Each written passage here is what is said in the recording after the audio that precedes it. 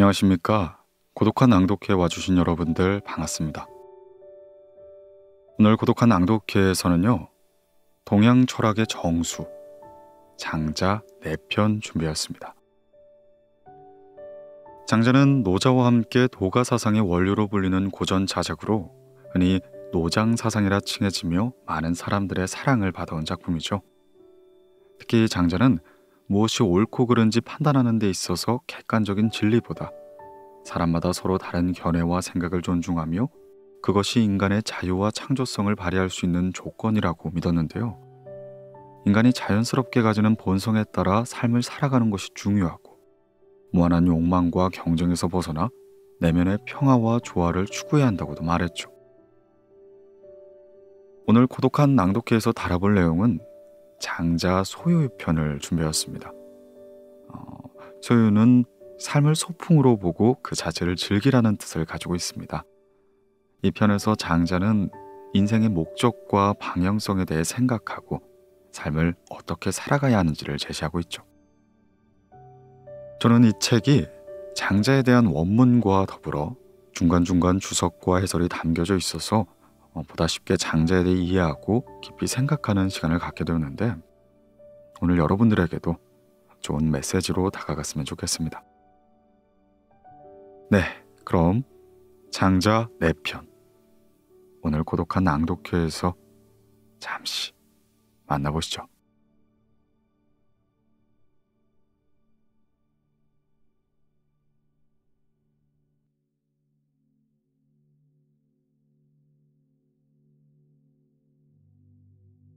장자 지음 오현중 옹김, 출판사 홍익미디어그룹.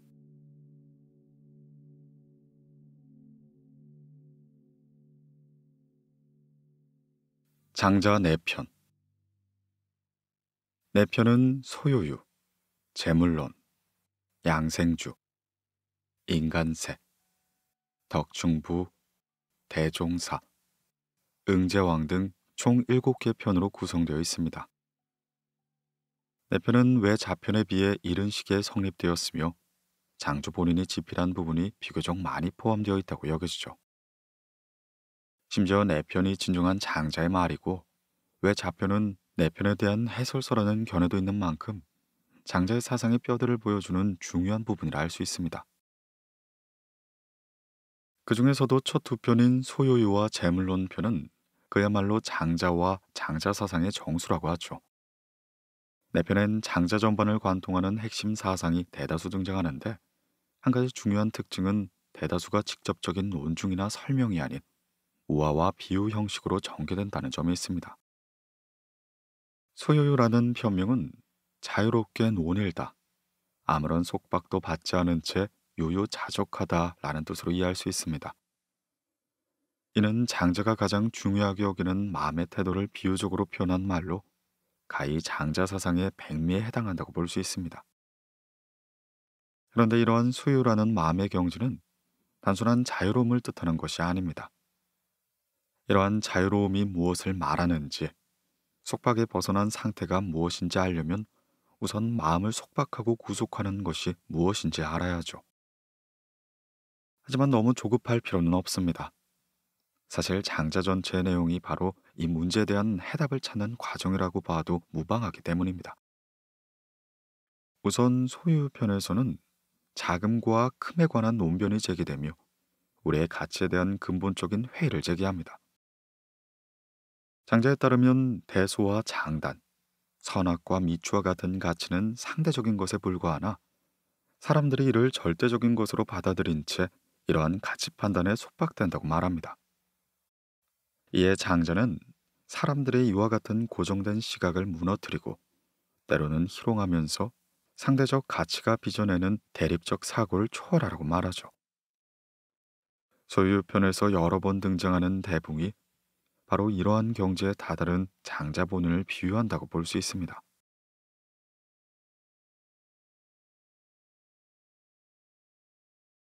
제1편 소요유. 멀고 먼 북쪽 바다에 물고기 한 마리가 살고 있었는데 이름을 곤이라고 했다. 곤의 크기는 몇 천이나 되는지 모를 정도였다. 어느 날 이 물고기가 변신을 하더니 새가 되었다. 그 새 이름을 붕이라고 한다. 붕새의 등 길이는 몇 천리나 되는지 모를 정도다. 이 새가 온 힘을 다해 날면 그 날개가 마치 하늘에 들이운 구름과 같았다. 이새는 바다가 크게 출렁일 때 남쪽 바다로 날아간다. 남쪽 바다는 천지다. 천지, 하늘의 연못. 재해는 괴이한 일을 기록한 책이다. 재에서는 다음과 같이 말한다. 붕새가 남쪽 바다로 갈 땐 물을 쳐서 3천이나 튀게 하고 회오리 바람을 타고 9만리 하늘 위로 올라가며 6월에 이는 큰 바람을 타고 날아간다.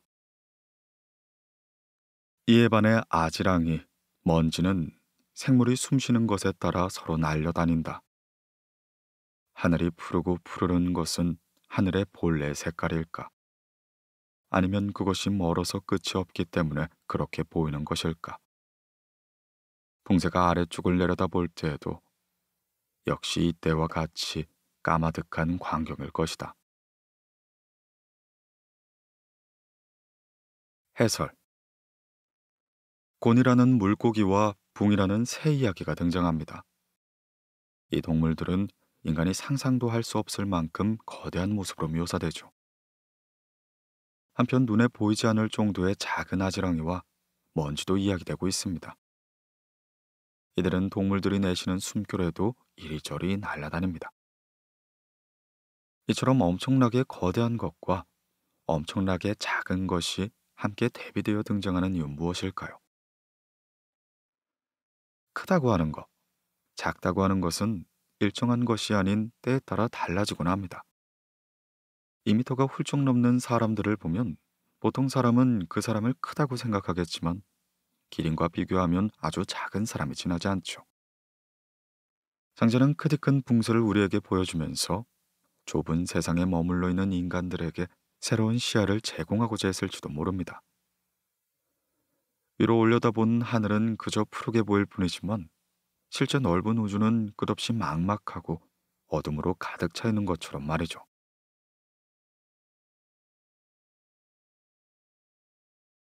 또한 물이 고인 것이 깊지 않다면 큰 배를 띄울 만한 힘이 없다. 물 한 잔을 웅덩이에 부으면 지푸라기가 배가 되어 뜰 수 있지만 그 위에 잔을 올려놓으면 바닥에 닿아버린다. 물은 얕은데 배가 크기 때문이다. 바람이 두껍게 쌓이지 않으면 큰 날개를 짊어져 띄울 힘이 없다. 이처럼 붕새가 9만리를 날아올라 날갯짓을 감당할 만한 바람이 아래에서 쌓인다면 그제야 붕새는 바람을 타고 날 수가 있다. 푸른 하늘을 등진 채 그 어떤 것에도 구애받지 않게 된다면 비로소 남쪽을 향해 날아가고자 한다. 매미와 작은 비둘기가 붕새를 비웃으면서 말했다. 나는 힘차게 날아올라서 드름나무와 다목나무에 다다라 머물곤 하는데 때때론 거기에 닿지 못하고 땅에 내동댕이 쳐질 때도 있다. 그런데 왜 붕새는 9만리나 올라가서 남쪽으로 날아가는 건가? 가까운 시골로 나가는 사람은 새끼 식량을 가지고 갔다 돌아와도 여전히 배가 부를 것이고 백리길을 가는 사람은 하룻밤 묵을 양식을 준비해야 하며 천리길을 가는 사람은 3개월치의 양식을 준비해야 한다. 그런데 이 작은 벌레 2마리가 무엇을 알겠는가? 작은 지혜는 큰 지혜에 미치지 못하고 짧은 삶은 긴 삶에 미치지 못한다. 왜 그런지 아는가? 아침에 생기는 버섯은 밤과 새벽을 모르고 쓰르라미는 봄과 가을을 알지 못한다. 이들은 짧은 삶을 사는 것들이다. 초나라 남쪽 명령이라고 부르는 거북이 살고 있었다. 이는 500년을 봄으로 삼고 500년을 가을로 삼는다고 한다. 아주 오랜 옛날 대춘이라는 나무가 있었다. 이는 8천년을 봄으로 삼고 8천년을 가을로 삼았다고 한다. 그리고 팽주는 장수한 것으로 유명한데 보통 사람들이 이에 필적하려고 하니 이 어찌 슬픈 일이 아니겠는가. 해설. 우물안 개구리라는 속담이 있습니다. 우물 안에서 하늘을 바라보는 개구리는 딱 그 정도만큼의 하늘밖에 보지 못하기 때문에 그것이 세상의 전부인 줄만 아는 거죠. 장자가 보기에 우리 인간들은 마치 개구리와 같다고 생각한 것 같습니다. 모든 것을 알고 있지는 않을 텐데 자신은 모든 것을 알고 있다고 착각하고 우쭐대니까요. 작은 나무에 오르는 것이 전부인 매미나 작은 비둘기는 붕세의 뜻을 이해할 수가 없습니다. 아침 한나절만 피는 버섯은 밤을 모르고 여름 한철만 사는 매미는 봄과 가을, 겨울을 알 수가 없죠. 어쩌면 우리 인간도 매미나 버섯과 같은 존재에 불과할지도 모릅니다. 인간이 절대적 존재라고 생각하는 것이 그만큼 위험하다는 이야기죠. 그렇다면 어떠한 태도를 지녀야 할까요? 우선 자신이 처한 위치를 분명히 아는 것이 중요합니다. 자신의 한계를 명확히 깨닫고 자신이 알고 있는 것이 절대적이라고 생각해서는 안 됩니다. 예컨대 내 생각은 나에게만 옳은 것일 뿐인데 그것을 절대적으로 옳은 것이라 생각하고 다른 사람에게 강요해서는 안 되는 것이죠. 장자가 말했듯이 인간은 잘해야 100년 정도를 살아갈 뿐인데 수천 수만 년을 살아가는 생물처럼 살아가려고 한다면 분명 문제가 발생하게 되는 거죠.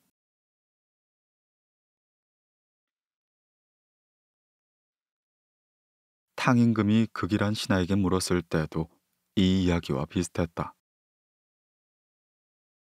아득히 먼 불모지 북쪽에 다시 까마득히 넓은 바다가 있으니 바로 하늘의 연못입니다. 거기에는 물고기가 살고 있습니다. 그 너비는 수천 리나 되고 그 길을 아는 사람은 없으며 이름은 고원이라고 하지요. 또한 그곳엔 새가 살고 있는데 그 이름을 붕이라고 합니다. 그의 등은 마치 대산과 같고 날개는 하늘을 뒤덮은 구름과 같습니다. 회오리 바람을 타고 구만리 상공위로 날아올라 구름조차 없는 곳에 이르러 푸른 하늘을 등진 후에야 남쪽을 향해 날아갑니다. 메추라기가 그것을 보고 비웃으며 말하기를 저것은 또 어디로 가는 것인가? 나는 힘차게 날아올라 몇 길도 오르지 못하고 아래로 떨어져 쑥대밭 사이를 날아다닐 뿐이다. 이건 역시 최대한 날아오른 것인데 저것은 또 어디로 가려 애쓰는가? 라고 하였다는 겁니다. 이것이 바로 작은 것과 큰 것의 차이다.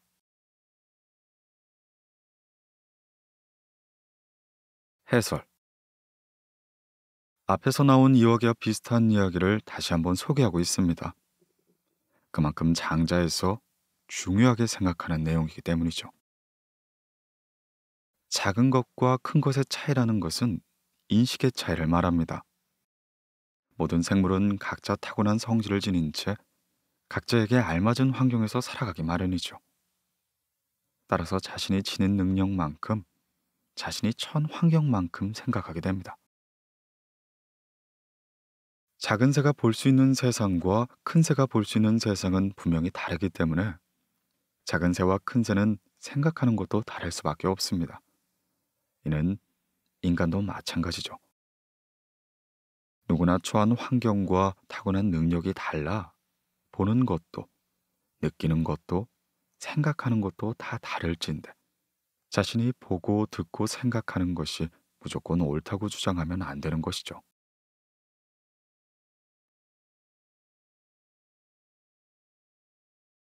따라서 지혜가 어떤 한 관직에 효과가 있는 사람이 있고 행실이 어떤 한 고을을 다스리기에 알맞은 사람이 있고, 덕이 어떤 한 임금의 마음에 들어맞고 온 나라 사람들에게 믿음을 살 만한 사람이 있으나, 이들이 우쭐대며 자신을 바라보는 모습은 마치 메추라기의 모습과 다를 바가 없다.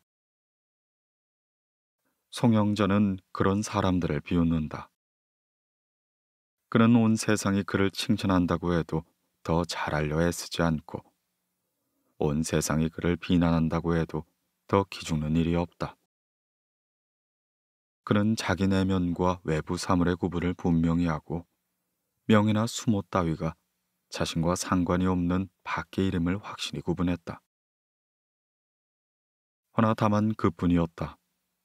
그는 세상의 평가에 조급해하진 않았지만 아직 완전하다고 할 수는 없었다. 열전은 바람을 타고 떠도는데 경쾌하기가 이를 데가 없다. 한번 떠난다면 15일이 지난 뒤에야 돌아오곤 한다. 그는 복을 바라면서 급급해하지 않는다. 이처럼 그는 땅을 딛고 걸어 다니는 일로부터 벗어났으나 여전히 의지하는 바가 있다. 그런데 하늘과 땅의 길을 타고 온갖 기운의 변화를 다스려 끝없는 경지에 놓이는 사람이 있다면 어디에 의지하는 바가 있겠는가? 그래서 지는 자기 자아가 없고, 신인은 공적이 없고, 성인은 이름이 없다 라고 말한다. 해설. 세 가지 유형의 인물을 보여주면서 그 차이를 논하고 있습니다. 첫 번째 인물은 매우 뛰어난 사람이죠. 이 사람은 관직에 올라 임금을 모시고 백성들을 다스리기 적합한 능력이 있습니다. 하지만 장자가 보기에 이러한 사람은 앞에서 말했던 메추라기와 별반 다르지 않습니다. 메추라기는 자신이 얼마나 하찮은 존재인지 모른 채 자기 기준에서 붕세를 무시합니다. 이것은 능력이 뛰어난 사람들도 마찬가지죠. 이들은 스스로를 대단한 사람이라 생각하고는 자신의 생각이 다 옳다고 여기곤 합니다. 실제로는 아주 작은 능력을 지닌 한 인간일 뿐인데 마치 자신이 모든 것을 다 아는 것처럼 행동한다는 것이죠. 두 번째 인물은 첫 번째 유형의 인물과는 다르게 자신을 잘 파악하고 있습니다. 흔히 사람들이 좋다고 하는 것들, 옳다고 하는 것들이 진정으로 좋고 옳은 것이 아닌 각자의 생각뿐이라는 사실을 깨닫고 있는 거죠. 따라서 그는 자신의 생각이 무조건 옳다고 주장하지도 않고 남의 말을 듣고서 마음이 흔들리지도 않습니다. 그렇기 때문에 오히려 더 자유롭게 살아갈 수 있죠. 하지만 장자는 이 사람 역시 아직 완전하다고 생각하지 않습니다. 세 번째 인물은 장자가 가장 이상적이라고 생각하는 유형입니다. 이 유형에 속하는 인물은 바람을 타고 자유롭게 떠도는 것으로 묘사되는데, 이는 하나의 비유적인 표현이죠. 그 어떤 것에도 구애받지 않고 완전한 정신의 자유를 누린다는 뜻으로 이해할 수 있습니다.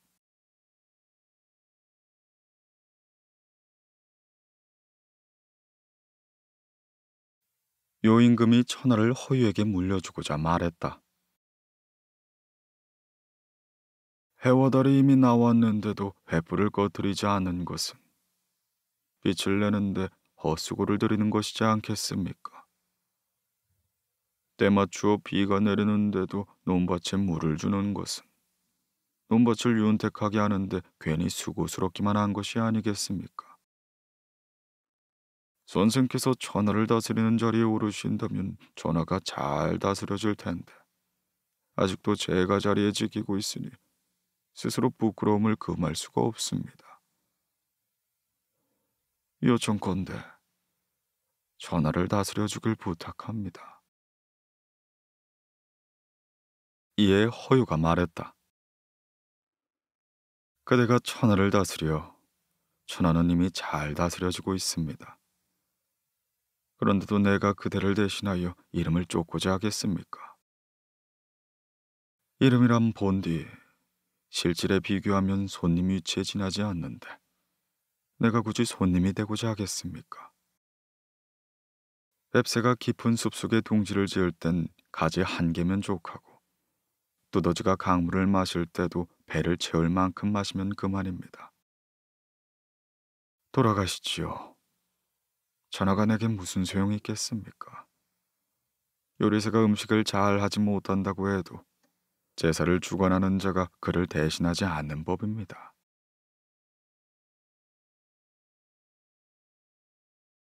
해설. 이름과 실물의 관계를 장자는 손님과 주인의 관계로 표현하고 있습니다.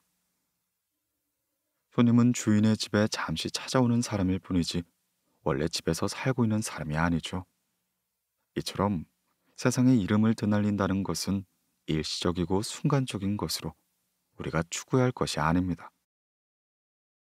이에 장자는 이름보다 실제가 더 중요하다고 말하죠. 뱁새나 두더지나 각자 적당한 만큼의 먹이만이 필요할 뿐 그 이상은 좋을 것이 없습니다. 이는 인간도 마찬가지죠. 각자 자신이 추구해야 할 일들이 있는데 만약 과도한 욕심을 부린다면 분명 해가 될 것입니다. 이에 허유는 그것이 자신에게 불필요하다는 걸 잘 알고는 욕심을 부리지 않고 거절했던 것이죠.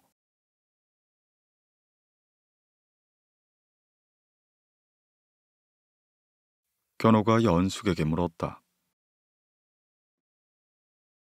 내가 저벽에서 어떤 이야기를 들었는데 너무 황당하고 터무니가 없어 한없이 나가기만 하고 들어올 줄은 몰랐네. 하늘의 은하수와 같이 밑도 끝도 없는 말에 놀라 내 두렵기까지 했다네. 과연 지나치게 상식을 벗어나는 말이었지. 연숙이 말했다. 그래, 그가 무엇이라고 말하던가. 견호가 말하였다. 막고야라는 산에 신인이 살고 있는데 피부는 눈처럼 희고 몸매는 가냘프고 아름다우며 곡식을 먹지 않고는 바람과 이슬을 마신다네. 구름을 타고 용을 몰아 세상 천지 밖에 노닌다고 한다네. 그가 정신을 집중한다면 만물이 상하거나 병드는 일이 없고 곡식도 잘 여문다고 하네. 내 이야기가 황당하여 도저히 믿을 수가 없단 말일세. 연숙이 말하였다. 그렇겠지. 장님은 아름다운 무늬가 소용이 없고 귀머거리는 악기의 소리가 무의미한 법일세. 그런데 어찌 신체에만 장님과 귀머거리가 있겠는가? 정신에도 역시 그러한 것이 있네. 이 말은 바로 지금 자네에게 딱 들어맞는 말일세. 신에는 만물과 한데 어울릴 수 있는 덕을 지니고 있건만 세상 사람들이 모두 분란을 일으키기 좋아하는데 그가 무엇 때문에 천하의 일을 애쓰고자 하겠는가? 신에는 그 무엇에 의해서도 다치지 않고 홍수가 나서 하늘에 닿을 지경이 되어도 빠지는 일이 없으며 금가뭄으로 새와 독이 녹아 흐르고 흘과 산이 타들어간다고 해도 뜨거움을 느끼지 않는다네. 그의 껍데기만 가지고도 요임금과 순임금을 만들어낼 수 있는데 그가 무엇 때문에 천하의 일을 애쓰고자 하겠는가? 해설. 신인이란 도가에서 말하는 이상적인 유형을 가리키는 말입니다. 세상의 어떠한 일에도 구애받지 않고 절대적인 자유 속에서 사는 사람을 말하죠. 이들은 실제 인물은 아니지만 인간이 추구해야 하는 본보기로 말해주고 있습니다. 견호와 연숙의 대화는 이 신인의 경지가 얼마나 대단한 것인지 말해줍니다. 일반인이 보기에 신인이 살아가는 경지는 매우 터무니없이 황당하기만 하죠. 보통 사람들이 생각하는 수준에서 가장 대단한 사람은 모든 권력을 지닌 임금일 것입니다. 하지만 이러한 임금, 그 중에서도 가장 위대한 요임금조차도 신인에 비해선 겨우 하찮은 일을 하는 사람이 지나지 않습니다. 신인은 굳이 임금 자리에 올라 세상을 다스리거나 하지 않아도 세상 만물과 뒤섞여 큰 영향을 미치고 있습니다. 하지만 일반 사람들은 식견이 부족하기 때문에 그저 눈으로 드러나는 권력, 재물과 같은 것만 대단하다고 여기는 것이죠.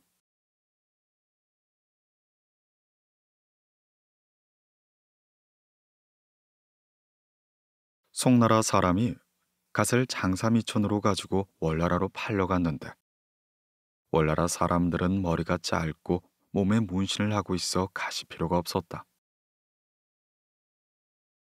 요임금이 천하의 백성들을 다스려 세상 정치를 평화롭게 하였지만, 막고 야산을 찾아 신인 4명을 만나고는 그만 멍하니 넋이 나가매 자신이 다스렸던 천하조차 잊어버리고 말았다.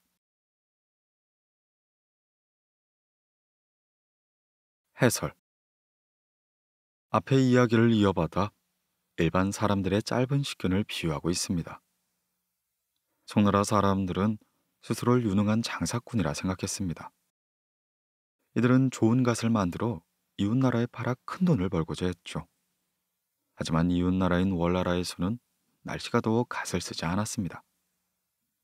이는 어리석게 자기 기준에서 모든 것을 판단하여 두루 살피지 못한 까닭이었죠. 장자는 송나라 사람들의 어리석은 모습이 마치 우리 모습과 같다 생각했습니다. 더 큰 세계에서 보면 아무것도 아닌 권력을 위해 인간들은 서로 죽이기를 반복해왔습니다. 이러한 좁은 세계에 갇혀 있음에 진정한 자유와 행복을 누리지 못하고 있는 것이죠.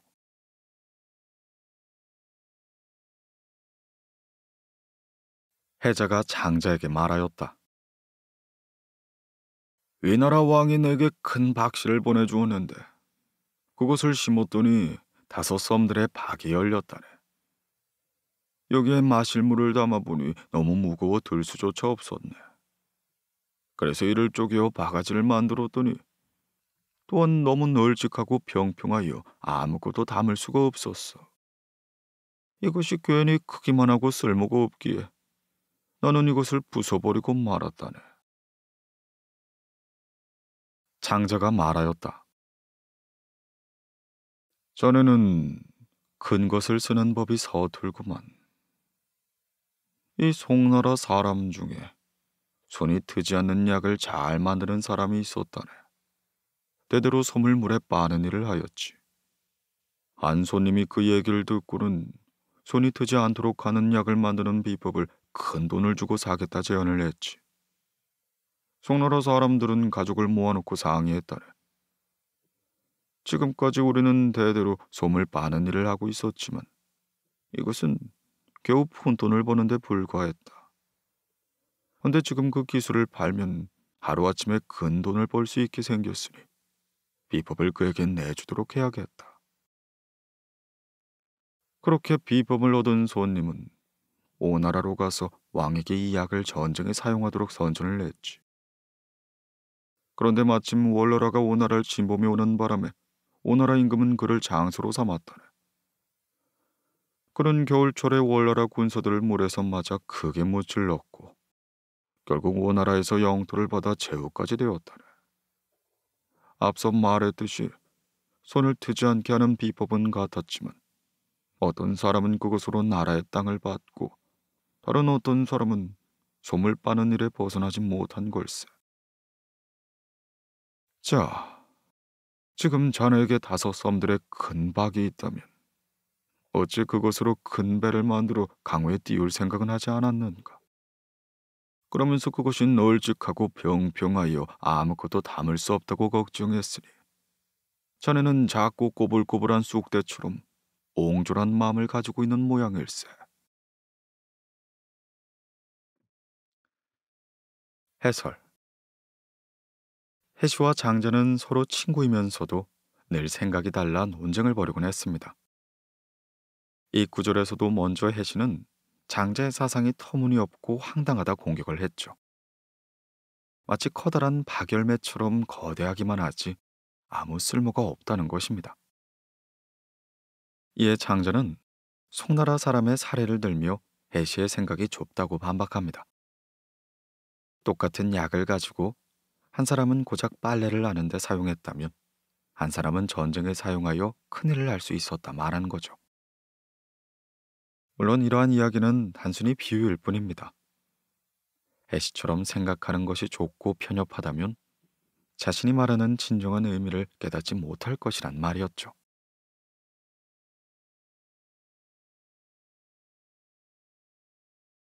해시가 장자에게 말하였다. 내게 큰 나무 한 그루가 있는데 사람들은 그것을 가죽나무라 부른다네. 큰 줄기는 울퉁불퉁하여 직선을 그리는 자로 사용할 수 없고, 작은 가지는 꼬이고 구부러져 있어 원이나 네모꼴을 그리는 도구로 사용할 수 없다네.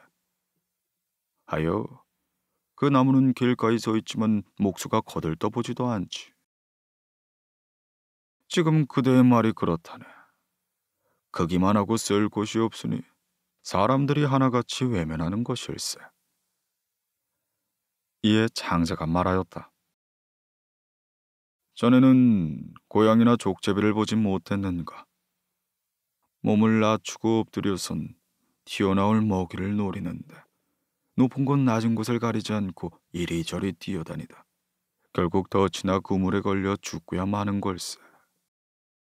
반면에 크고 검은 소 하나를 떠올려보게. 그 덩치가 마치 하늘에 들이운 구름과도 같지. 비록 쥐를 잡지는 못하겠지만 훨씬 더 큰일을 할 수 있는 거네. 지금 자네는 이처럼 큰 나무를 가지고 있으면서도 쓸모가 없다고 고민을 하는데 어째서 아무도 없는 광활한 들판에 심어두곤 유유자적하게 논을며 잠을 자거나 하진 않는 것인가? 그 나무는 도끼에 찍힐 일도 없고 아무도 해칠 사람이 없는데 쓸모가 없다고 하여 무슨 괴로움이 있겠는가?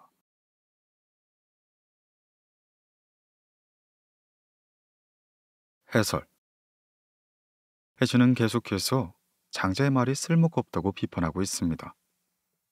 자신에게 울퉁불퉁한 나무 한 그루가 있는데 크기만 클 뿐 어떤 물건도 만들 수 없다는 것이죠. 역시 장자의 말을 비꼬고 있습니다. 하지만 장자 역시 가만히 있지 않았죠. 고양이나 족제비를 예로 들며 보통 사람들이 쓸모 있다고 하는 것이 얼마나 의미 없는지를 말하고 있습니다. 고양이나 족제비는 이리저리 열심히 돌아다니며 쥐도 잡고 닭도 잡지만 그래봤자 결국 그물에 걸려 죽게 될 뿐이라는 것이죠. 그에 반해 검은 소는 쥐 한 마리를 잡지 못하더라도 즐겁고 편안하게 삶을 살 수 있습니다. 이는 우리 인생에도 비유할 수 있을 겁니다. 사람들은 쓸모있고 가치 있는 것들을 말하며 그것을 추구하려 온갖 고생을 다하지만 과연 그것이 진정으로 의미 있는 일인진 아무도 모른다는 것이죠.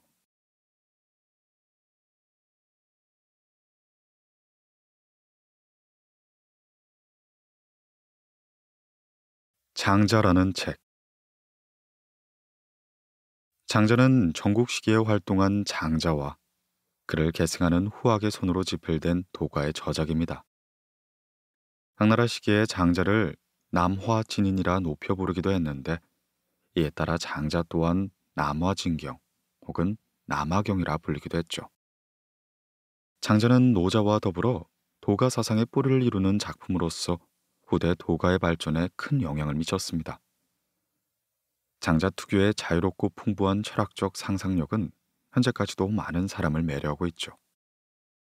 동서양을 막론하고 다른 여러 사상과 함께 비교되어 읽히는 등 끊임없이 새로운 방식으로 해석되면서 그 생명력을 이어가고 있습니다. 한서 예문지의 기록에 따르면 장자는 원래 52편으로 이루어져 있었습니다. 이후 서진 시기에 곽상이 이를 간추려 33편으로 만들었죠. 곽상이 편집한 장자는 내편 7편, 외편 15편, 자편 11편으로 구성되어 있습니다.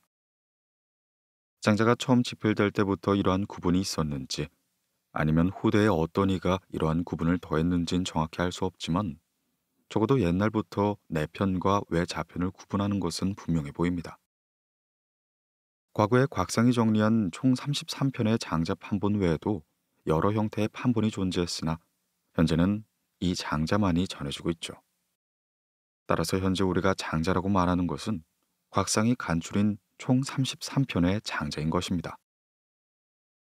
그런데 장자가 내편과 외자편으로 구분되어 있고 또 여러 가지 판본으로 편집되어 전해진다는 것은 내용상 온전히 한 사람 손에서 집필되지 않았음을 설명합니다. 그렇다면 장자의 작자는 과연 누구일까요? 이는 장자 혹은 장주라는 인물이 지은 부분이 어디까지일까? 라는 문제로 바꿔 생각해 볼 수 있습니다. 일반적으로 장자는 장자가 지은 부분과 후대에 그의 학문을 계승하는 자들이 지은 부분이 편집하고 옮겨 쓰는 과정에서 고의 내지는 실수로 섞여 들어간 내용이 합쳐져 있다고 여겨집니다. 따라서 장자라는 인물이 지은 장자 원본이란 과연 무엇일까 하는 호기심이 끊임없이 사람들을 자극했죠. 이 문제에 답하기 위해서는 우선 내용과 구성상 장자 내편과 외자편 사이에 뚜렷한 차이가 있다는 점을 주목해야 합니다. 그 차이는 다음과 같죠.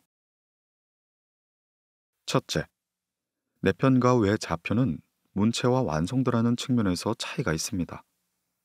내편의 경우 문체가 수려하고 상상력이 넘치는 비유와 묘사가 풍부하여 문학적으로도 높은 평가를 받았죠. 예를 들면 소요유 편의 붕세 이야기, 제물론 편의 호전몽 이야기, 양생주 편의 포정해우 이야기 등은 모두 장자산문 미학을 잘 도려내주는 하나의 사례라고 볼 수 있습니다. 또한 내 편은 각 편에 비교적 뚜렷한 주제가 있어서 내용과 일관성이 갖춰져 있습니다. 하지만 왜 자편은 내용이 서로 연결되지 않는 경우가 많고 문장 또한 지나치게 난삽하여 가독성이 떨어지는 사례가 보이죠. 둘째, 내편과 외편은 개념 사용 방식에서 차이를 보입니다. 내편에서는 도, 덕, 성, 명 등 단음절 어휘만을 사용했으나 외자편에서는 도덕, 성명 등 복합 어휘가 등장합니다. 그리고 이는 내편이 외자편에 비해 시대적으로 앞선다는 걸 말해주는 중요한 사례가 되죠. 셋째, 내편은 각 편의 주제나 핵심 내용을 편명으로 삼았으나 외자편은 대개 첫머리에 두 글자를 따서 편명으로 삼는 경우가 많습니다. 넷째, 내편에서는 장자를 장주 혹은 주라고 칭하였으나 외자편에서는 장주라는 호칭 외에도 장자라는 존칭을 사용했습니다. 이는 그를 기록한 작자가 장자가 아니라 장자를 추종한 후대 인물임을 말해주는 중요한 증거가 되죠. 또한 내편에서는 노자의 구절을 직접 인용한 사례가 없으나 외자편에서는 노자의 구절을 직간접적으로 차용했죠. 역시 성립 시기에 차이가 있음을 말해주는 사례입니다. 이상과 같은 이유에서 일반적으로 내편은 외자편에 비해 시대적으로 앞서 있으며 내용의 일괄성이 있다고 여겨집니다. 정리하면 외자편은 내편의 사상을 바탕으로 이를 부연하거나 설명한 것이거나 장자의 학문을 계승한 후대의 학자들이 자신의 이해를 가미하여 장자라는 이름 아래 내용을 덧붙여 만든 저작물이라 할 수 있습니다. 반면 내편은 작자를 판정하기 까다롭죠. 적어도 장자 전편을 통틀어 가장 핵심적인 내용을 담고 있다고 평가되는 소요유와 제물론 편만은 장자의 작품이라고 보는 경우가 일반적입니다. 허나 한편으론 장자라는 인물의 존재 자체를 부정하는 견해도 있음에 여전히 확정된 설이란 말할 수는 없죠. 이처럼 진위 문제가 복잡하게 얽혀 있음에도 장자는 사람들에게서 높은 평가를 받는다는 사실이 우리가 고전을 접할 때 어떠한 태도를 지녀야 할지를 말해줍니다. 우리는 흔히 고전을요, 비범한 능력을 지닌 성인이나 초인의 지혜로 읽고 싶어하는 경향이 있죠. 한 인간을 영웅화하고 이를 숭배하고자 하는 일종의 영웅주의 사관이라 할 수 있습니다. 이러한 관점에 따른다면 장자의 진위 문제는 중요한 문제라고 할 수 있습니다. 만약 장자라는 어떤 비범한 인물이 아니라 이름 모를 후학이 장자 이름을 가택하여 썼다면 일순간 가치 없는 모조품으로 전락해버리기 때문입니다. 허나 이는 명백히 본말이 전도된 사고방식입니다. 장자가 뛰어난 평가를 받는다는 것은 내용 자체의 탁월함 때문이지 그것이 장자라는 어떤 위대한 인물의 작품이라서가 아니죠. 또한 장자의 작품이 아니라고 여겨지는 왜 자편이 내 편에 비해 학문적 가치가 떨어진다고 해서 우리가 이를 억지로 배척할 필요는 없습니다. 일단 장자라는 하나의 작품 안에 포함된 이상 그것 자체로 장자와 장자학파의 사상이 어떻게 계승되고 발전되는지를 보여주는 귀중한 자료가 되니까요. 우리가 읽어야 하는 것은 어디까지나 장자라는 고전이지 장자라는 한 인간이 남긴 말은 아니기 때문입니다.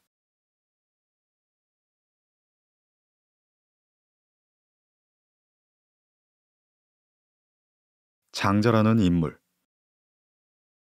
장자의 이름은 주이며 자는 자유라고 합니다. 사마천의 사기에 따르면 장자는 송나라 몽땅 출신으로 철원이란 지역에서 말단벼슬을 한 적이 있죠. 또한 양나라 해왕, 제나라 선왕과 동시대 인물이라 하였으므로 그의 생존 연대는 기원전 370년에서 300년 사이로 추정할 수 있습니다. 사실 장자라는 인물은 역사의 전면에 드러난 적이 없어 그의 행적을 정확히 살필 방법이 없습니다. 다만 사기에 기록된 내용과 장자 외 자편에 나타난 그의 일화를 통해 간접적으로 그의 인물됨을 추측할 수 있을 뿐이죠. 사기에는 다음과 같이 말하고 있습니다. 그의 학문이 살피지 않은 바가 없지만 그 요체는 결국 노자로 귀결된다.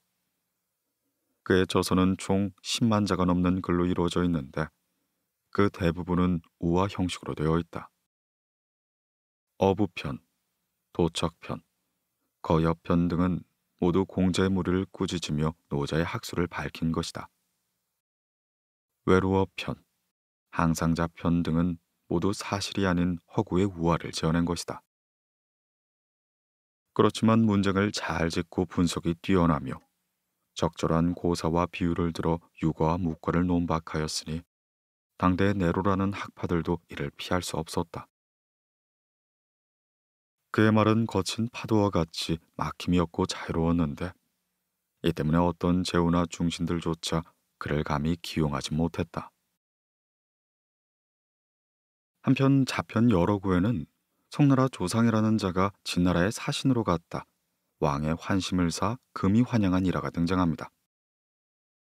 조상이 송나라로 돌아와서 장자에게 이를 자랑하자 장자는 그에게 이렇게 말했죠. 진나라 왕은 병이 나면 의사를 부르는데 의사가 종기를 터뜨려 고름을 빼주면 술에 한 대를 상으로 내리고 치질을 입으로 핥아서 고쳐주면 술에 5대를 내준다고 한다. 치료 부위가 더러우면 더러울수록 상으로 내리는 수레 또한 많아진다고 하던데 지금 자네가 수레를 받은 걸 보니 왕이 치질을 고친 것이 틀림이 없구나. 이러한 기록을 보면 장자의 호방하면서도 고고한 성품이 잘 드러납니다. 장자는 흔히 오해받는 모습과 달리 절대 현실 정치를 거부하거나 세상을 피해 운둔하지 않았죠. 다만 현실 정치와 세속적 가치를 강하게 혐오한 것은 분명해 보입니다. 장자가 살았던 전국 시기는 온갖 제후가 천하의 패권을 두고 다투던 군웅 할거의 시대였습니다. 이러한 혼란 속에서 학문을 배운 선비들은 각 나라 제후들을 찾아다니며 자신의 학설을 설파하고 권력에 의해 쓰이길 바랬죠. 장자는 이러한 세태가 사회 혼란을 더욱 가중한다고 생각했습니다. 온갖 가식과 명분으로 자신의 말과 행동을 지장하는 이들을 강력하게 규탄했죠. 장자의 육아와 묵가 비판이 자주 등장하는 건 역시 그들의 구체적인 사상을 비판했다기보다는 그러한 세태 자체를 비판한 성격이 짙습니다. 이렇게 본다면 장자의 수많은 비유와 우화 속에서 자유와 초월을 상징하는 형상들은 어쩌면 모두 장자 자신을 묘사한 것일 수도 있습니다. 마치 곤이 대붕으로 변하여 남쪽으로 날아가듯 장자 역시 혼란한 사회에서 벗어나 무한히 자유로운 세계를 대붕처럼 비행하고 싶었던 건 아닐까요?